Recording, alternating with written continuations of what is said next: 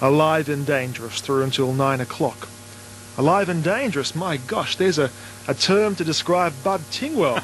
At least the character you'll be playing, because Big Daddy in Cat on a Hot Tin Roof, he's alive and dangerous, isn't he? Yes, he is. By Jove, yes. He's a pretty impressive character, the way Tennessee Williams has written him. It's a remarkable role. Yeah, a little daunting, I must say. I haven't done a stage play for a couple of years, and to be having a go at this one is... You're going straight to the deep end. Yes, straight exactly. down. Yeah. You'll be terrific in it. It's on Broadway, of course, at the moment, isn't it? Yes, I believe there's a revival With on Charles Durning. Oh, and Kathleen Turner. Not a bad double, I would suggest. Now, who is your support cast? Well, we have Maggie, is played by Victoria Longley, and Brick, played by Nicholas Eady, Big Mama Irene Inniscort, and May, Belinda Davey, Gooper, Robert Menzies. It's quite a list. Oh, wonderful cast. Quite a list. You're in rehearsal now? Yes, we are. We've been rehearsing all this week in the form of sitting around reading it a lot and discussing it a lot. That's the way Roger Hodgman likes to work at the start. And I'm thrilled about that, because seldom do you get the chance to sit down, not worry about whether you're moving right and all that, just really coming to terms with the play. And I've found it very, very exciting indeed. Many people, I'm sure, would have seen the movie version with Elizabeth Taylor and Paul Newman and Burl Ives and, of course, Dame Judith Anderson. Yeah. Judith Alexander there. Judith Anderson. Is the movie version different to what we'll see on stage? Now, I have a terrible confession to make. I don't remember whether I've seen the movie. Now, whether I may have dipped in when it was on telly, that sort of thing, but my wife and I saw it in New York in 1956 on the way to London. And we didn't see the original cast. We saw Thomas Gomez and Alex Nichol playing Big Daddy and Brick. Mildred Dunnock was still playing Big Mama. And that was the original production, the Kazan production, but with the second cast. It was well over a year, the season. But some months later, we saw the Peter Hall production in London with Leo McKern playing Big Daddy. And at the risk of offending a few people, we thought the London production was ahead of the New York production. Oh, really? They had an excellent young Canadian actor called Paul Massey playing Brick. I think it was B. Duffel, a very fine American character actress who'd been living in London for many years, playing Big Mama. And Marjorie Steele, I think it was, had come across from the United States. Sorry, Kim Stanley. We saw Marjorie Steele in New York. Wonderful Kim actress. Stanley came over. But the wonderful thing, I knew about Leo's work. It was the first thing I think we saw Leo in the theatre in London, and he was magnificent. You'd not known him from here? Not really, no. His wife and I had worked together in radio. I'm sure we'd met Leo, but, the big mob of radio actors in those days. And then we started to hear how successful Leo had been. And then he came out to Australia with one of the Stratford companies before we went to England. And it was just... And my wife and I went round like a couple of teenage fans to meet him after, and he was delightful. Because by then I was doing my telly series, so... we were sort of well known and everything. Those of us in the cast of my show. And he sort of knew who I was and all that. But he was wonderful. So he's terrific. My yardstick in a way. Yes. So you don't want to see the movie version? I'd like to see the movie after towards the end of our season. Right. Because Burl Ives, I'm told, was absolutely magnificent on stage. Must have been equally magnificent in the film. I might keep that yardstick a little bit at arm's length for a while. Just tell us about the Melbourne Theatre Company, because everyone in Melbourne has heard of it, but they may not have understood how you go about subscribing to it. Well, I think it started life way back in Melbourne University days. Was it the Union Rep? Union Rep, that's right. With wonderful firsts like the enormous success of Summer of the 17th Doll, which we saw in Australia when they were touring, and then my wife and I were at the opening night in London, and then, that was so marvellous. And that contribution by John Sumner and, of course, Ray Lauder and that wonderful team to the Australian theatre was absolutely enormous. And I suppose, really, that sort of set us up with a fair dinkum proper theatre of our own. But I was overseas when it became the Melbourne Theatre Company, and when we came back in the 70s, it was very, very well established. And I must admit that the shows that we saw in those days, when I was doing Homicide, and I thought, wouldn't it be nice to be asked to do a play? And eventually, years went by, and yes, this will be my fourth play with them now. But it's a wonderful, professional, proper, international theatre company of enormously high standard. And not outrageously expensive to subscribe to see the plays either. No, I was just looking at the subscription prices here for, I think it's 9 plays. It's $173 and concessions of $104. Gee, these days that's pretty terrific. good. I tell you what, they're charging $10.50 to go to the movies these days. Yeah. So if you can see live theatre for a couple of bucks extra. Sure. And also, I think we have to make the point that it's not elitist in any way. You don't have to get dressed up and prim and proper to go to the theatre these days. That's right. I mean, that's the exciting thing. And if they can keep their prices down to the level they've got them at now, then it is a fair dinkum proper, what's the term, people's theatre. Absolutely, yeah. Great. Yeah. And it's a good mix, as I said, because you've got things like Cat on the Hot Tin Roof. Yep. Jackie Weaver's doing daylight saving for them. Yep. Which should be a terrific one. You've got some Shakespeare in there as well. Yep. The best thing to do is to call the Melbourne Theatre Company, ask them to send a brochure. You can go through it all for yourself and look at it. It's a beautifully designed brochure. It is terrific. Very nicely done. Very nicely done. Excellent. We spoke last week on this program to Noel Ferrier. Oh, yes. And I might suggest to you, Mr. Tingwell, that I think Noel might be ever so envious that you're playing Big Daddy and not him. I have a confession to make. I don't think I've ever rung a management and said, gee, I'd like to play a part, until towards the end of last year I heard they were doing See How They Run, and I've always wanted to play the Bishop.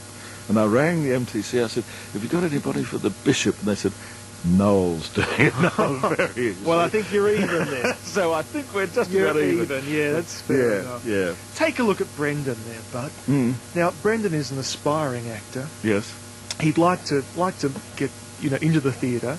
And have you cast Brick? You've got Nicholas Eady. Yes, we've got Nicholas Eady, yes. Well, look, just in case Nicholas gets ill, which we hope he doesn't, but if he was to take ill, do you think that he would make a good understudy? Yes, very good indeed. From here, yes, I just happen to have a copy of the script of Cat on the Hot Tin Roof here. Now, I thought we might see if Brendan could do a scene with you, Bud, and just see if you think he's got potential or not. Now, take that page there. Big Daddy opens the scene. Now, have a quick look. Now we might take this a commercial is break. Why don't we take a commercial break so we can set the scene and get into our characters here? And we shall return after this commercial break with Brendan Roberts in the role of Brick and with Charles Tingwell in the role of Big Daddy in a vignette from Cat on a Hot Tin Roof.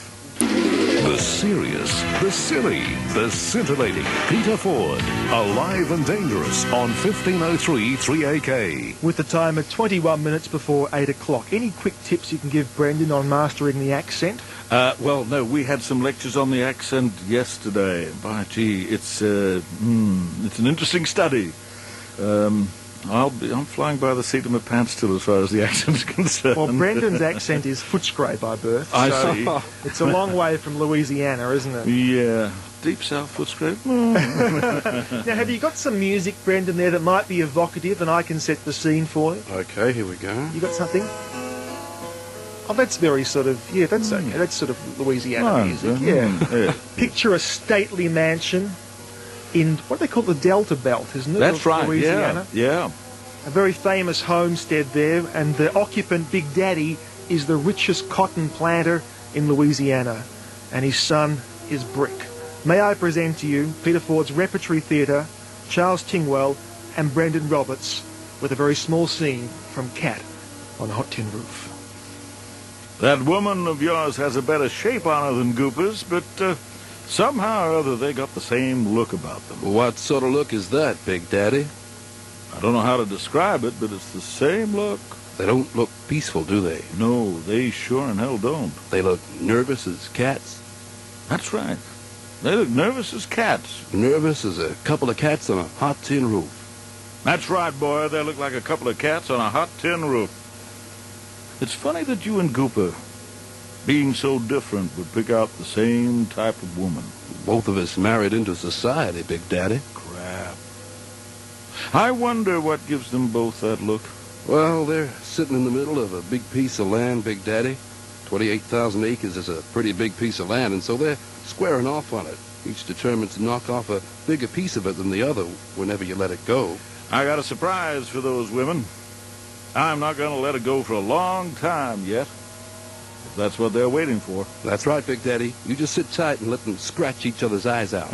You bet your life I'm going to sit tight on it and let those sons of bitches scratch their eyes out. But Cooper's wife's a good breeder. You got to admit she's fertile. Hell, at supper tonight, she had them all at the table, and they had to put a couple of extra leaves in the table to make room for them. She's got 5 head of them now. And another one's coming. Yep, number 6 is coming. Brick, you know, I swear to God, I don't know the way it happens. The way what happens, Big Daddy? You get your piece of land by hook or crook, and things start growing on it, things accumulate on it, and the first thing you know, it's completely out of hand. Completely out of hand. Well, they say nature hates a vacuum, Big Daddy. That's what they say, but sometimes I think that a vacuum is a hell of a lot better than some of the stuff that nature replaces it with. There's someone out there by that door. Yep. Who? Someone interested in what we say to each other. Cooper? Cooper! Oh, yes. I want to have a turn. I just happen to have another scene here. I've got to have a go, too. It's only fair. Brendan, can I have the script back, please? Sure. Our special guest is Charles Tingwell. He's soon to open in Cat on the Hot Tin Roof as part of the Melbourne Theatre Company's upcoming season. It should be terrific. The time is 17 minutes before 8 o'clock. Why don't we try this one here, Big Daddy? Yep. Just over here, from there to the end of the page. Okay. Now, can I have some music, please, from the start? You can introduce me, Brendan.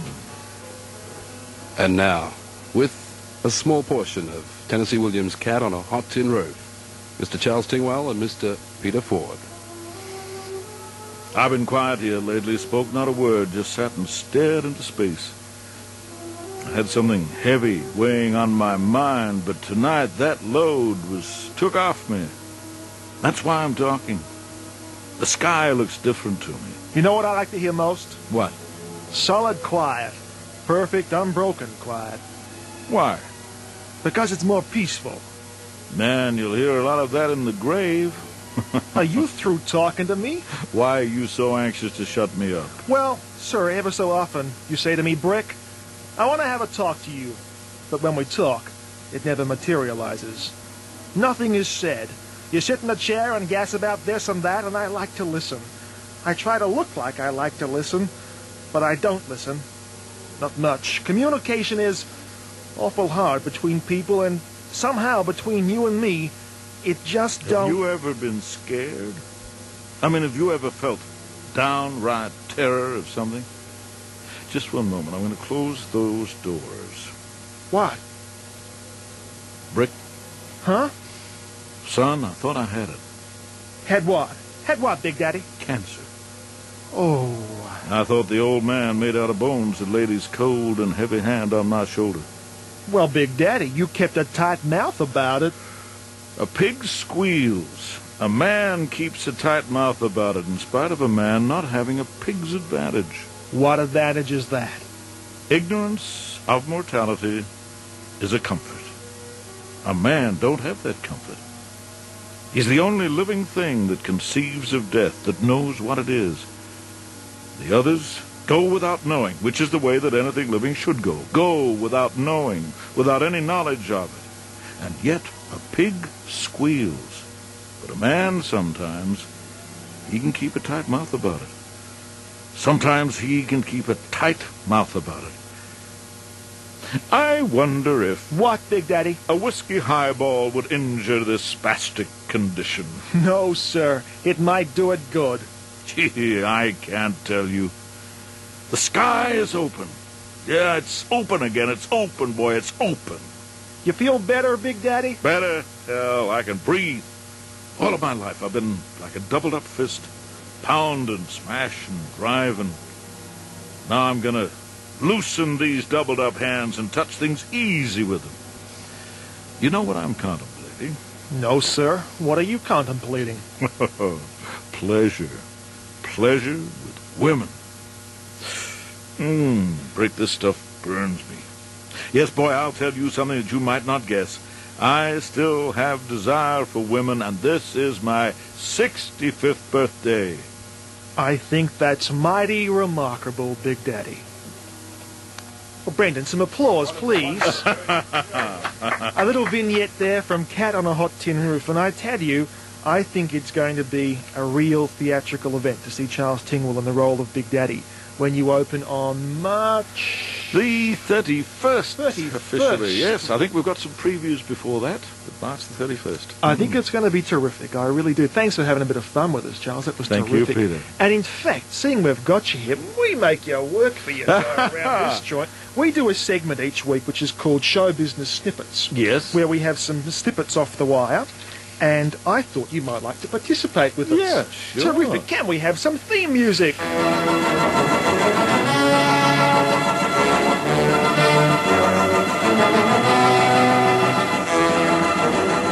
Peter Ford's Showbiz Snippets on 1503 3AK 13 to 8 on February 24th, 1990.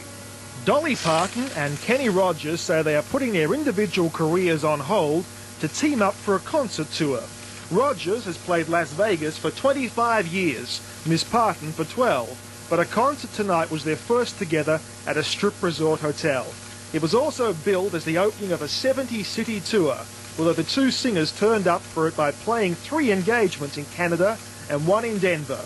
The pair had been due to appear together in Australia this month, but called off the visit within a week of tickets going on sale late last year.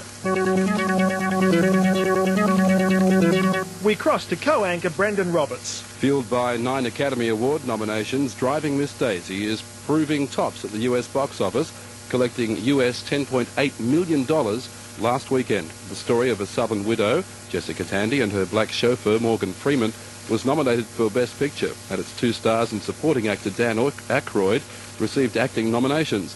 Exhibitor Relations Company said that in second place over the holiday weekend was the Steven Seagal movie Hard to Kill. We cross to co-anchor Bud Tingwell. Actress Kathleen Turner bowed out of a weekend matinee performance of Cat on a Hot Tin Roof, here because of a bout of laryngitis that had dragged on for 2 days. Turner is known for her roles in such films as Body Heat and Jewel of the Nile and the current War of the Roses. The Soviet rock group Gorky Park did more talking than rocking, but a packed house of Madison Ridgeland High School students loved the show all the same, particularly when the 5 rockers on a 2.5-month tour talked about the bad old days when they honed heavy... What did they do? They honed heavy metal in their homeland while dodging flying lead. That's not easy to say. Officials never liked what we were doing. Our music, our hair, the guitar music, said Alexei Belov, keep typing, Brendan, lead singer of Gorky Park, which headlined last summer's Moscow Peace Festival with US bands such as Bon Jovi and Motley Crue.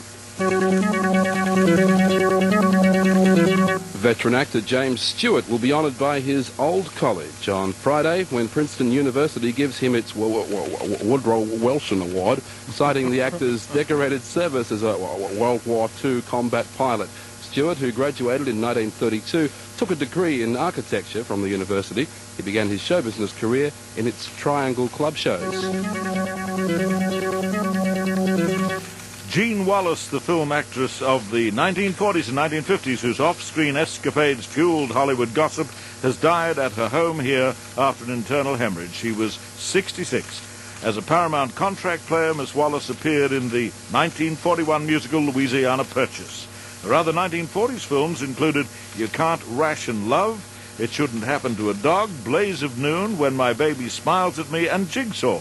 The blonde leading lady married actor Franchot Tone in 1941, and the couple had 2 sons before a 1948 divorce. She married James Lloyd Randall, but the marriage was annulled after a few months. Miss Wallace married actor Cornell Wilde in 1951, and they had a son before they were divorced in 1980. The Showbiz Snippets on 1503 3AK. 13 to 8 on February 24th, 1990. Dolly Parton and Kenny Rogers say they are putting their individual careers on hold to team up for a concert tour. Rogers has played Las Vegas for 25 years, Miss Parton for 12, but a concert tonight was their first together at a strip resort hotel. It was also billed as the opening of a 70-city tour, although the two singers turned up for it by playing 3 engagements in Canada and 1 in Denver. The pair had been due to appear together in Australia this month, but called off the visit within a week of tickets going on sale late last year.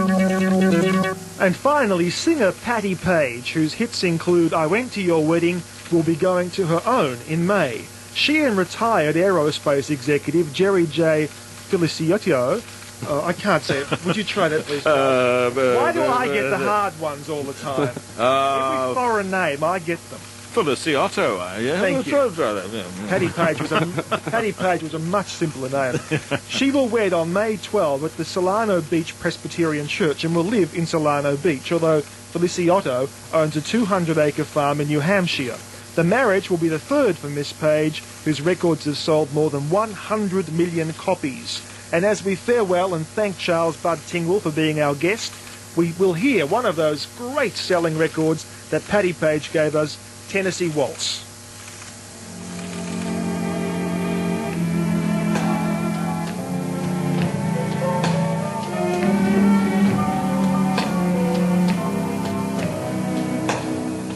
I was dancing with my darling to the Tennessee